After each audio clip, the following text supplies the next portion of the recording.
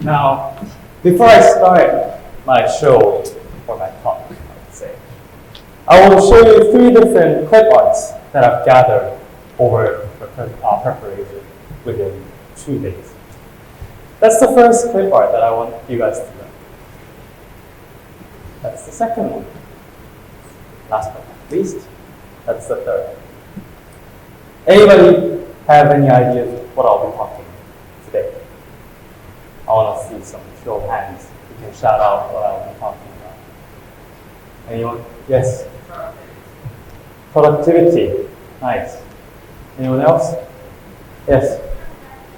Time management. Nice. Anybody else? Come on. I need some more audience interaction to make this TED Talk more interesting. No one? Well, I guess it's time for answer. Well, today, gentleman here and lady over there, you matched it. Today I'll be talking about efficiency. Many of the times we say, well, being efficient is good. And if I'm here to talk about why being efficient is good, maybe it's not a TEDx, it's more a TED Talk. So, now I'll be talking about, is being efficient a really good thing? I'm going to throw this question at you guys.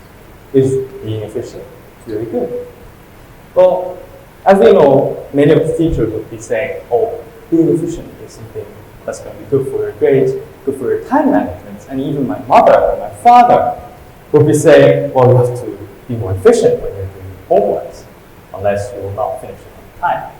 Now, I don't want to go too deep in that matter because I'll be staying here all night talking about why I'm not being efficient. Now, imagine this person, this is a map for my geography lesson, by the way. This person, whoever created this map, decided to take 1.8 miles of extension of walking. But why would they? That's being inefficient, isn't it? Well, they're going to be losing time, energy, sweat, more and more, compared to just straight directly going to their destination. Now, here's what I'll be arguing. Efficiency breeds bad habits. I feel like most of you guys are thinking, what is this guy talking about? He's interested and talking about why efficiency breeds bad habits. Well, let me explain because I thought this through. Everybody knows TV remote. The invention of TV remotes, in essence, was people were too lazy to move across to the television and change their volume or channel. So they decided to create a button that they can change quickly while sitting on the couch. And that itself is a pinnacle of efficiency because you don't have to move, you can sit there. But after all, after the TV remote has been introduced, more and more population started to sit down and relax. As a result, obesity kicks in. Now, the implementation of efficiency in some cases may be a benefit, but the other times, not. Let me introduce you to my project. It's called Project Detour. The name itself speaks what its definition is. So, let's go into the deeper parts. How does it work? But before that, you're going to be asking, but why do you have to take a detour instead of just going straight to your destination? Surprisingly, Jeju Island has the highest obesity prevalence among adolescents, reaching 19.8% obesity prevalence across other 17 provinces in South Korea. Surprisingly though, Seoul, out of my group, is actually 14.8, so it's 5% lower than Jeju. It's conducted in the student health examination by the Ministry of Education of the Republic of Korea. So if you're going to be asking me if that source is valid, probably the name itself speaks for it. Now we have a problem. Reaching nearly 20% of obesity prevalence is 1 in 5 children that you will be meeting is most likely to be obese. So what's the solution? It's the Project Detour. Project Detour enables students to implement new habits, and new habits in a way that they walk more. And everybody knows that if you walk more, you lose weight because you spend more energy and sweat. So, going back to the essentials. So how does it work? Well, for the detour itself, you have to decide where you're going from and where you're going to. So you have your destination and your starting point. Then, normal human brains would go like, okay, I'll find the quickest and the fastest route. Well, maybe I'm not the normal type of guy.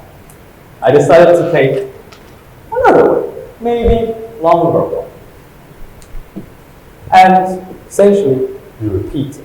You repeat it Monday to Tuesday, to Wednesday, Thursday, Friday, and even Saturday and Sunday. Well, I've done this, and I've done this project with my peers for the past 2 months. And surprisingly, you'll be asking, well, how much was it effective?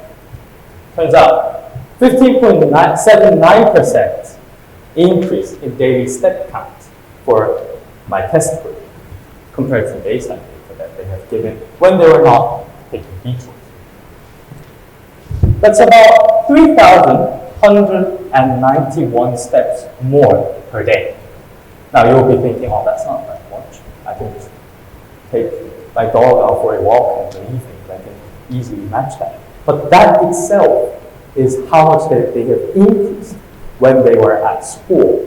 They were taking exact same routes when they were going from class A to class B, but then they decided to take another way, and effectively they increased 3,000 steps more.